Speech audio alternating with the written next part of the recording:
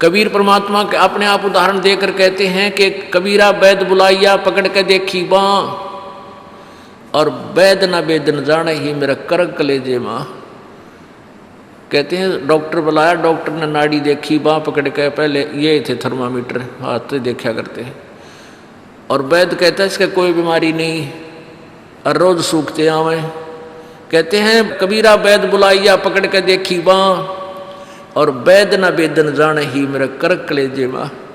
उस परमात्मा की और यहाँ के दुखों का जो दुख है, यहाँ के दुखों को देख देख कर कुत्ते ने देखे खाज किधर कीड़े पड़ रहे उसके हैं, किसी खाज लग रही है। ये भी पहले आप जैसे अड़े चौड़े हो कांडे थे और बढ़िया बढ़िया सूट गाड़ के चाले थे, भक्ति करी को नाच ब्रैन माटी करवा ली। तो ये बातें उनको तुरंत याद आने लग जाएंगी जिनकी आंखों का मोतियाबिंद का ऑपरेशन हो गया, अर्थात जिनको तत्व ज्ञान हो गया। अब तो हम देखते हैं कुत्ते हैं, गधे हैं, सुअर हैं, बैल है, जोड़ रखा गाड़ी में, भर रखा सामान, चलता नहीं था, दे लट्ठा गद्दा है गधोरी उस पर। तो हमने सोचा ये तो ऐसे बनते रहेंगे और हम ऐसे ही मनुष्य बने रहेंगे। काल ने ऐसी बुद्धि भ्रष्ट कर रखी हमारी, क्योंकि ज्ञान है नहीं। ज्ञान हो तो हम ये नहीं सोच सकते, क्योंकि यहाँ तो प्रत्येक प्राणी का अपना किया कर्म इसको मिलेगा। आज मनुष्य है, भक्ति ठीक की नहीं तो अगली योनियों अन्य प्राणियों की योनियों में जाएगा ही जाएगा। तो फिर ये बातें, यहाँ का यो कष्ट, किसी की किसी का हाथ कट रहा, किसी की टांग कट गई, कोई अंधा हो रहा, किसी का बेटा मर गया, किसी की बेटी मर गई, एक परिवार में दो दो तीन दिन इकट्ठे मृत्यु हो रही है। अब उस परिवार के स्थान पर आप अपने को सोच कर देखो जो जश्न मनाने की तैयारी में है, तो फिर ये बकवादें अब पलट जाएंगी।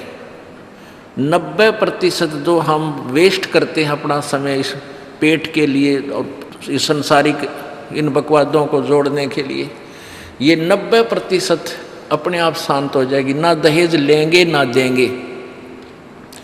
किसी के 2 कन्या हो जाती है, उसको नींद आनी बंद हो जाती है। ऐसा हमने अपने आप एक मकड़ी वाला जाल फैला के आप फंस बैठे उसमें दहेज के चक्कर में, क्योंकि हमें ज्ञान नहीं। हम किसी से आज पैसा लेते हैं, अगले जन्म में वो पैसा वापस देना पड़ेगा। किसी ने मान ले किसी को दबाव देकर दहेज का पैसा ले लिया, या वैसे 2 नंबर के काम करते ले लिया, लेकर दिया नहीं, अगले जन्म में वो पूरा करना पड़ेगा। किसी का गधा बनकर देना पड़ेगा, किसी का भैंस बनकर देना पड़ेगा, और या फिर अगले जन्म में वो दामाद बन के ले जाएगा जिसको आज तुम दामाद बन के ले रहे हो। तो इस पंगे में अनजान व्यक्ति दिया करे। परमात्मा ने जो आपको देना है वही देना है, आपके प्रारब्ध में लिख रखा है। उसमें आप अगर फेरबदल करने की चेष्टा करोगे दूना दुख उठाओगे। फेरबदल भी परमात्मा ही कर सकता है। शास्त्र अनुसार साधना करने से आपके भाग्य में ना होगा वो पुण्य, और परमात्मा करवा कर या अपने कोटे से देकर आपको यहाँ होटल वाली सुविधाएं अवश्य देगा, पर अधिक नहीं मांगनी चाहिए। तो ऐसे नानक साहब जी से किसी ने प्रश्न किया, क्योंकि नए नए भक्त बहुत जाते रहते हैं। कहते हैं हे गुरुदेव, हे परमात्मा, आप हमें कभी खुश नजर नहीं आते, आप खोए खोए से रहते हो। तो नानक साहब जी कहते हैं भाई क्या बताऊं। कहते हैं ना जाने काल की कर डारे, और किस विध ढल जा पासावे, और जिनाते सरते मौत खुड़क दी उनानू केड़ा हासावे। कि 1 सेकंड का पता नहीं यहाँ के बिजली गिर जा और कहाँ गिर जा।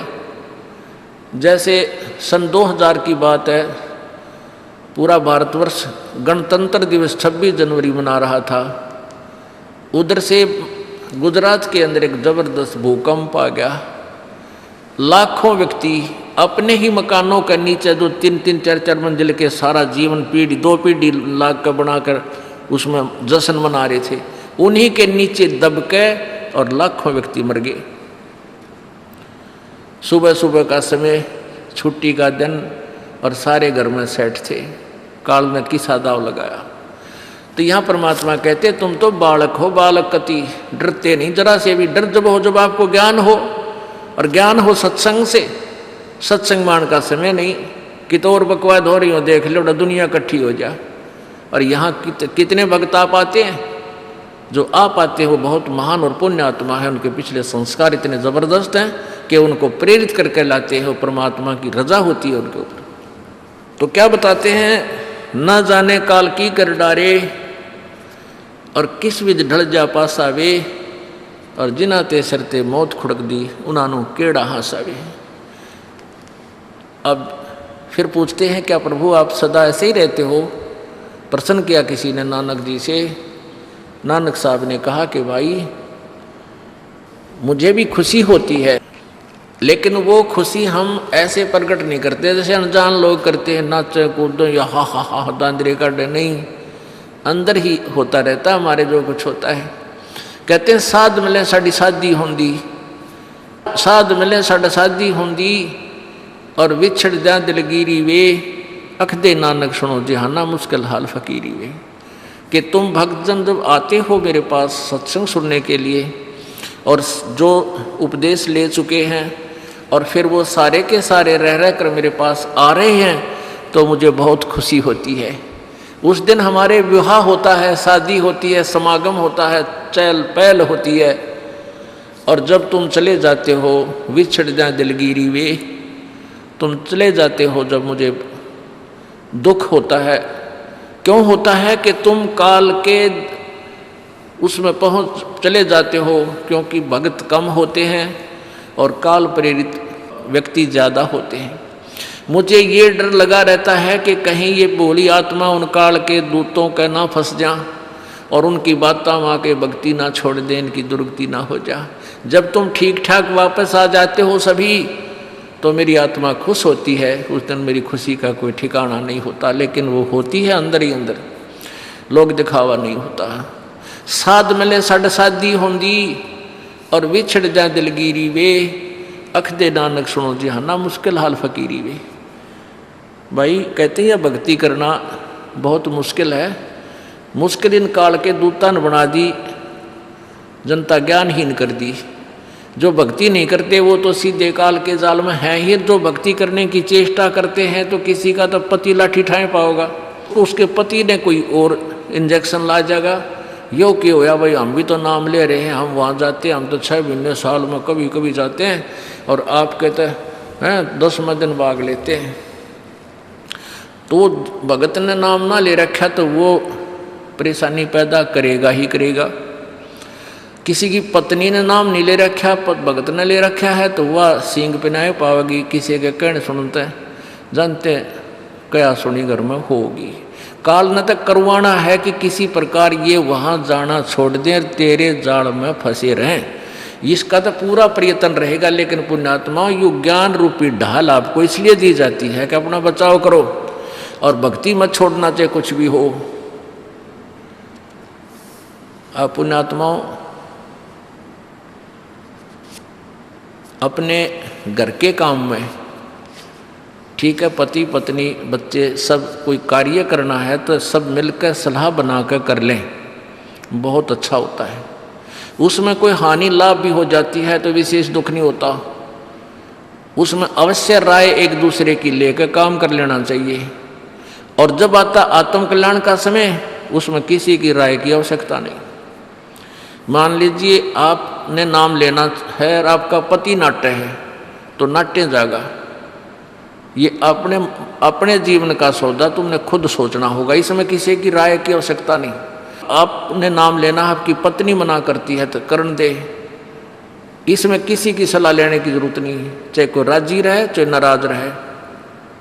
यदि मीराबाई उस समय ये सोचती कि तेरी माँ क्या कहेगी, तेरे पिता क्या कहेगा, ये समाज क्या कहेगा, तो मंदिरों में जाती है। क्योंकि उस समय ठाकुर समाज अपनी बहन बेटियों को घर से नहीं निकलने देते थे, पर्दों में रखते थे। लेकिन मीराबाई बालक नहीं रही थी, समझदार थी वह। उसको पता था कि आज तो मैं लोक लाज कर मैं आकर भक्ति नहीं करूँगी और फिर कुतिया बनकर बाजार में आंडूंगी, कोई मेरी इज्जत का रक्षक नहीं मिलेगा। तो ये ज्ञान से ही ऐसी दृढ़ता आती है। संघर्ष किया और सफल हुई, क्योंकि मालिक के नाम पर जो संघर्ष करते हैं सच्चे दिल से हृदय से, उनकी परमात्मा मदद किया करता है। ये पिछले इतिहास देख लो। क्या बताते हैं? मात पिता सुत स्त्री आलस बंधु कान, संत दर्श को जब चले ये अटकावे आण। मात पिता सुत पुत्र को कहते हैं। स्त्री जैसे कोई बालक हैं 15, 16, 10 वर्ष के, वो माता पिता के अधीन होते हैं। और बच्चे का समझ में आ गई और माता पिता मना करते हैं तो उनके अधीन है वो। और बच्चे जवान हो गए, बूढ़ा बुढ़िया का समझ में आ गई, फिर वो बालक बाधा करेंगे, वो रोकते टोकते हैं। तीसरा दिन चल पड़ते हो, किराया कितने डावा फलाना है, यानी कुछ ना कुछ बाधा कर सकते हैं। किसी का पति बाधा कर सकता है, किसी की पत्नी बाधा कर सकती है। जब भक्ति की तरफ अग्रसर होता है या सत्संग में आने की तैयारी करता है। या फिर आलस बंधु कान, आलस माने आप ढीले गोडे छोड़ दे, फिर देखांगे इबका नहीं जाता, सर्दी घनी है, गर्मी घनी है। और या बंधु कान लोक लाज, इनके कारण ये है भक्ति में बाधक। अब क्या बताते हैं परमात्मा? मात पिता सुत स्त्री आलस बंधु कान, संत दर्श को जब चले ये अटकावे आण। इनका अटकाया अटके नहीं, और संत दर्श को जाए कह कबीर सो संत है आवागमन नसावे। इनका अटकाया अटके नहीं, और संत दर्श को जाए यानी सत्संग में अवश्य जावे, कह कबीर सो संत है आवागमन नसाए, उसका कल्याण होगा। आज मीराबाई जी का कितनी श्रद्धा और आदर के साथ नाम लिया जाता है। और यदि वो उसी तरह की क्रियाएं करती जो उस समय की बहन बेटियां लोक लाज में फंस कर अपना जीवन बर्बाद करगी, आज वो कुतिया बनी आंड है। परमात्मा कहते हैं नकबे सर नकबे बनी वह पैर थी हार हमेल, और सुंदरी से वह कुतिया बनी सुन साहिब के खेल। बीबी पड़ते रहे थी डोडी लगे थी बार, अब गातु गाड़े फिरती हैं वो बन कुतिया बाजार। वो पर्दे की सुंदरी सुनो संदेशा मोर, इब गातु गाड़े फिरती हैं वो करें सरायों शोर। अब जो डोडी पर्दे जिनका लग गया करते, पर्दे में रहा करती थी, जो अपने आप को ऊंच घरों की बेटियां बहू कहा करती थी, उनका सत्संग की छीट लगी नहीं, घर से बाहर निकली नहीं। पूर्व जन्म की पुण्यात्मा थी, उनको कोई रानी बन गई, कोई महारानी बन गई, कोई अच्छे घर में जन्म, इस मायाधारी मस्करिया का जन्म हो गया। और वो भगवान से दूर रहने के कारण फिर अगले जन्म में कुतिया की योनि पाती है। तब तो पर्दों में रहती थी, उंगली भी ना दिखने देती, किसी बाहर कहीं हमारी बेइज्जती ना हो जा, मेरी पत्नी जो है सत्संग में चलेगी तो इज्जत का नाश हो जाएगा। और वह इज्जत फिर वो गाड़ी अंडा है कुतिया बनकर। कहते हैं नकबे सर नकबा बनी पैर थी हार हमेल,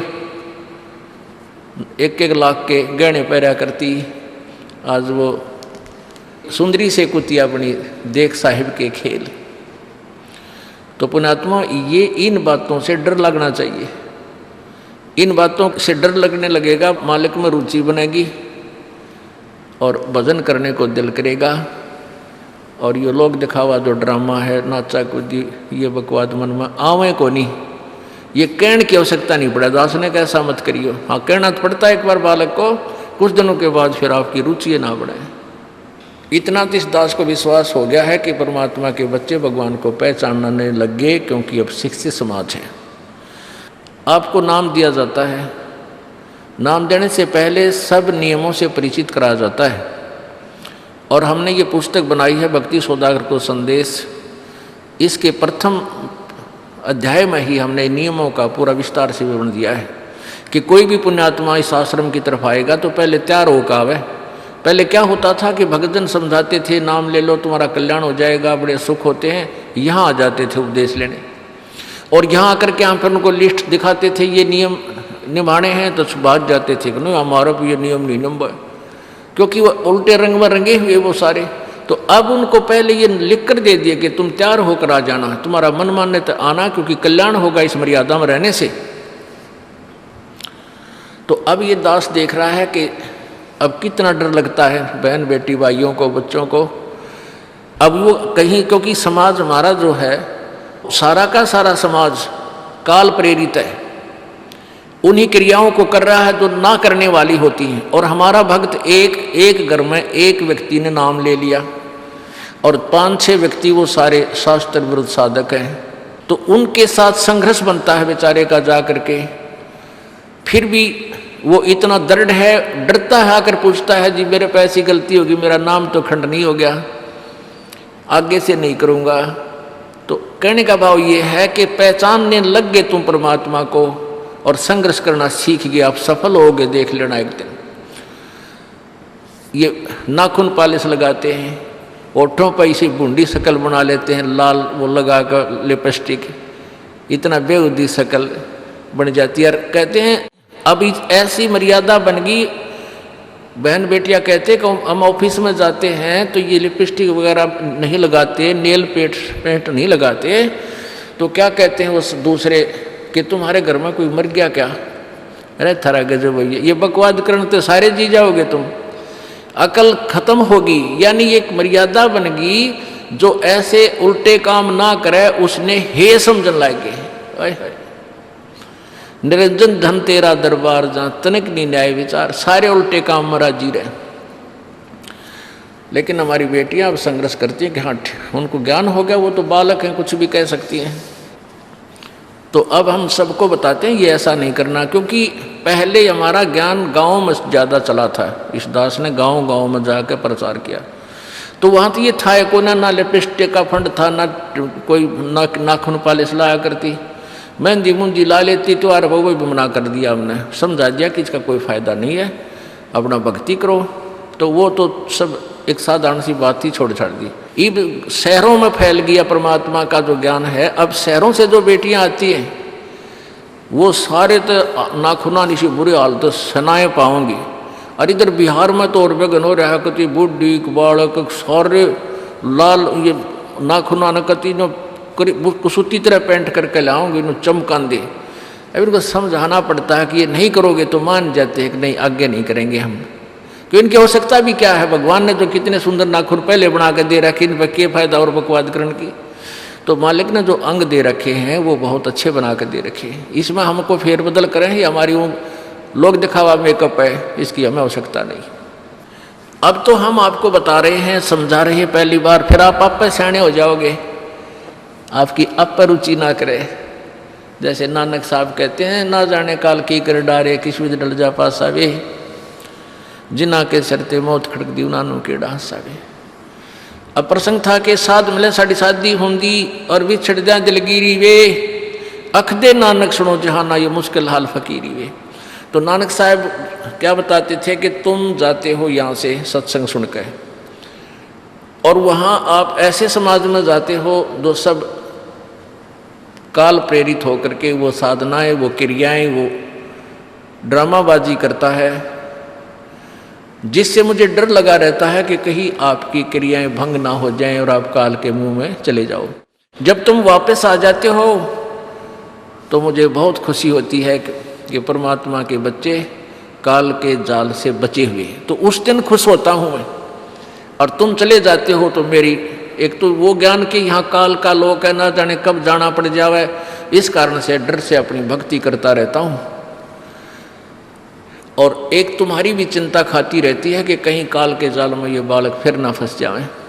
तुम वापस आ जाते हो एज इट इज, तो फिर मेरी खुशी का ठिकाना नहीं रहता। साध मिले साड़ी शादी होंगी, साध यानी साधु संत, ये भक्त आप साध हो, साध माने जो साधना कर रहा है, और साधु सोए जो सीधा चाल है, यानी जो और लोग दिखावा बकवाद नहीं करता, शराब मांस तम्बाकू नहीं पीता और मेकअप वगैरह शरीर के वापस जरूरत नहीं। कहते पति भरता भावानी चोम चटक श्रृंगार, जो पति भरता यानी जिसने केवल अपने पति से ही लगा हुआ है, फिर उसने बकवाद करने की क्या आवश्यकता है। तो कहने का भाव यह है कि हम सच्चे ढंग से जब लगेंगे फिर हमने अब पे इच्छा ना हो किसी वस्तु की। परमात्मा कहते हैं इस काया का गर्व ना करियो के काला के गोरा रे, और बिना भजन इसका कुछ काम ना आवे, चाहे एतर छड़को चारों ओरा रे। ये शरीर क्या है, ये गोरा दिखा है चाहे काला किसी का, इसने थोड़ा सा छोल के देख लो, एक जैसा कुबाड़ सब में भरा पड़ा है। ये ऊपर पालिश का फर्क रखे, और इससे नाम अच्छा बूंडा मान लेते हैं। नहीं, ये चाहे काला है चाहे टेढ़ा बेढ़ा है, चाहे किसा है बूंडा काना लंगड़ा है, इसमें जब भक्ति कर गया वो सफल है, और इस मेकअप में लग गया रहा वो असफल है, चाहे वो कितना सुंदर दिखता हो। तो पुण्यात्मा परमात्मा कहते ये मिट्टी है, इस मिट्टी से हमने लाभ उठाना है, इसे सोना बनाना है, भक्ति रूपी धन कमाना है, तो इसी से कमाया जाएगा। अब प्रसंग है कि जूठे सुख को सुख कहे, ये मान रहा मन मोद, ये सकल चबीना काल का, कुछ मुख में कुछ गोदी। अब परमात्मा आप बताओ, मैं आकर के बोली आत्मा हमें जगा रही है, हमने काल के कुएं की भांग पी रखी है, यहाँ की मान बढ़ाई और इस माया की।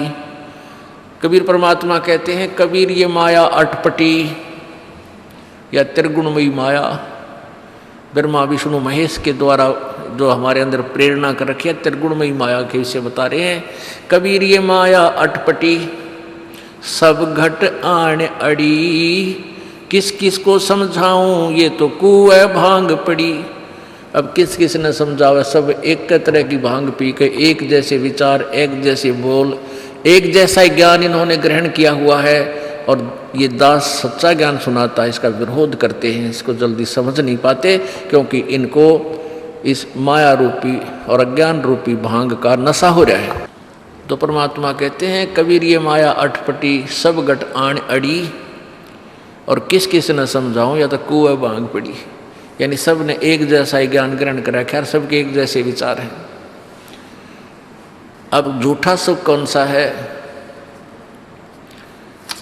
इन कार कोठियों को हम अपना मानते हैं, संतान संपत्ति को अपना मानते हैं। इसका उदाहरण आपको दे दिया। परमात्मा कहते हैं, राम नाम कड़ुआ लगे और मीठे लागे दाम, दुविधा में दोनों गए भाई, माया मिली ना राम। माया तो मिले को नहीं, यानी मान लीजिए आपके पास अरबों संपत्ति अरबों हो भी गई, तो वह तेरी नहीं। आपको 2-4 रोटी सुबह 4 रोटी शाम है, और 1 वर्ष में गणित गणे 4 कपड़े कुर्ते पजामे बहुत, 1 वर्ष में खत्म। आप पाटे को नहीं, ऐसा काम रह रहा आजकल।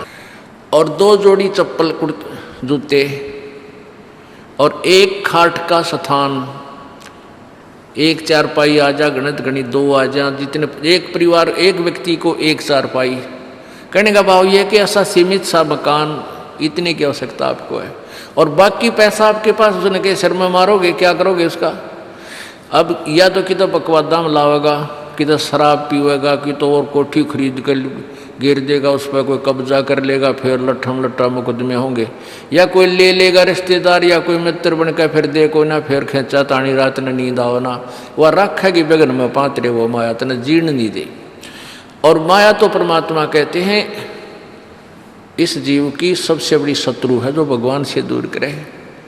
अभी झूठे सुख को सुख मान लिया, कार कोठी होगी, बढ़िया व्यापार बिजनेस या कोई नौकरी होगी, तो भगवान से 100 कोस दूर है वो प्राणी। कोई एक आध पुण्यात्मा इसे प्रेरणा होकर आ जाता, वो तो फॉर एग्जाम्पल होते हैं। तो परमात्मा कहते हैं इसे सुख का आग लगे जो भगवान से दूर करे। परमात्मा कहते हैं वो दुख अच्छा हमारे लिए जो परमात्मा के चरणों में हमें लगाए रखे। कबीर साहब कहते हैं सुख के माथे पत्थर पड़ो जिससे नाम रट देते जावे, और बलिहारी वो दुख जो पल पल नाम रटावे। कि हे परमात्मा इसे सुख की हमने जरूरत नहीं, जो भगवान से दूर करे। पत्थर पड़ो इसे सुख के ऊपर, और बलिहारी उस दुख के जो पल पल नाम रटावे। जैसे भक्त नाम ले रखा किसी ने और उसको कोई पीड़ा हो जाती है, चिंता शुरू हो जाती है उसको, हे भगवान कदे कैंसर ना हो जा, हे परमात्मा कोई और ऑपरेशन ना बन जा। तो वहाँ तक जाता है जहाँ डॉक्टर के पास, और भगवान याद रह कर आता है। और वहाँ जाकर डॉक्टर करता है अल्ट्रासाउंड और एक्सरे वगैरह करके बता देता है कि आपको ऐसी कोई खास बीमारी नहीं है, नॉर्मल सी है, ये दवाई लो ठीक हो जाएगी। उसके बाद फिर परमात्मा के गुण कितने गाता है वो। जो भक्ति से दूर हैं वो तो भूल भाल जाते हैं, उनको तो परमात्मा याद आता है, कोई ना डॉक्टर दिखे। और पुण्यात्मा जो भक्ति करते हैं उनको डॉक्टर नहीं भगवान पहले दिखाई देता है। पुण्यात्मा, आपके प्रारब्ध में, आपके संस्कार में मृत्यु है और कैंसर से है, और वो होगी, नाम ले रखा आपने। और डॉक्टर ने भी डिक्लेयर कर दिया कि कैंसर है भाई। पीछे आपको उदाहरण दिया था, एक लड़का रोहतक से, इकलौता पुत्र, और 10 साल के बाद पुत्र प्राप्ति हुई, और उस लड़के का कान में कैंसर बता दी, PGIMS रोहतक तक। उन डॉक्टरों ने फाइनल कर दिया और उसका पूरा डाटा अपने मोबाइल में नोट कर लिया कि इसका ऑपरेशन करवा ले और दिल्ली ले जा, हम नहीं कर सकते। वो रोता हुआ यहाँ आए। अब क्या है कि ये काल बड़ा उस्ताद है, थोड़ा सा सुख होते ही भगवान ने भूलन लाग जाए। वो 5 महीना में आए हमारे पास रोहतक से, जबकि आए महीने आना चाहिए था। 5 महीने में पता करा भाई कितने दिन में आए, वो 5 महीने वाला गेला। हमें भी ज़्यादा खींचातानी करें भाई इतना लेट क्यों हो गया, तो भगवान ने नहीं चाहिए तो फायदा क्या होगा। ये कुदरती है, जब इस महीने 2 महीने में आपका प्रेरणा नहीं उठी, लोर नहीं उठी आने की, तो फिर भक्ति कहाँ चल रही है आपकी। बंधन तोड़ कर आ जाओगे जिसके अंदर भक्ति चल रही है, चाहे कितनी दूर भी क्यों नहीं है इंसान। भारत में कोई दूर थोड़ा है, कोई वीज़ा थोड़ा बनवाना है दोबारा आने के लिए, और वो भी नहीं आ पाते हैं, फिर भक्ति नहीं चल रही उनकी। तो फिर रो दोनों, और लड़का भी रो, उसकी पत्नी भी रो, उसका बाप भी, दोनों। वो लड़का छोटा ही था, 12-13 साल का। कहने लगे जी कैंसर बता दी, हमारा तो इकलौता पुत्र है। बुरा हाल मेरी नहीं सुने, रोए रो। वहाँ बेटा बात सुनो, आप दोबारा चेक कराओ और पूरी श्रद्धा रखना मालिक में। आप दोबारा ऑपरेशन कराने से पहले चेक जरूर करा लेना। ऑपरेशन नहीं मना करता मैं, और ऑपरेशन भी मालिक की दया से सफल होया करे इसी बूंदी बीमारी का। तो उनका यह बात जच गई, जानते डॉक्टर से कहा जी इसको ऐसे, वो रिपोर्ट दिखाई, और फिर कहा जी, वो डॉक्टर ने कहा अभी मैं दोबारा चेक कर लूँगा। मालिक प्रेरणा करता है कि एक बार चेक करना पड़ेगा, मैं ऑपरेशन करने से पहले चेकिंग फिर करूँगा। दोबारा चेक किया, उसने बताया इसका कोई कैंसर नहीं है, और कान की हड्डी बढ़ है, और 6 महीना में एक बार दिखा जाइए, तो आप पर ठीक हो जाइए। अब पुण्यात्माओं, अब उस परिवार के को भगवान कितना प्यारा लगेगा, कितनी श्रद्धा बढ़ेगी। और आए महीने 2-2 चक्कर काटेंगे, तो इंसान तो होंगे, शैतान होंगे, तो फिर आपत्ति आओगी उन पर। भगवान से दूर होते ही फिर ये विरानमाटी होगी। तो कहने का भाव ये है कि सुख के माथे पत्थर पड़ो जो नाम हृदय ते जा, और बलिहारी उस दुख के जो पल पल नाम रटावे। संत शरण में आने से फिर आई टले बला, और जय मस्तक में सूड़ी होवा काटे में टल जा। ये मालिक की वाणी है, गलत नहीं हो सकती। इसका हम कितना लाभ उठा सकते हैं वो हमारी अपने अंतःकरण की जो है व्यवस्था के ऊपर डिपेंड करता है। हमारी कितनी भावना है, कितनी हमारी लगन है मालिक में।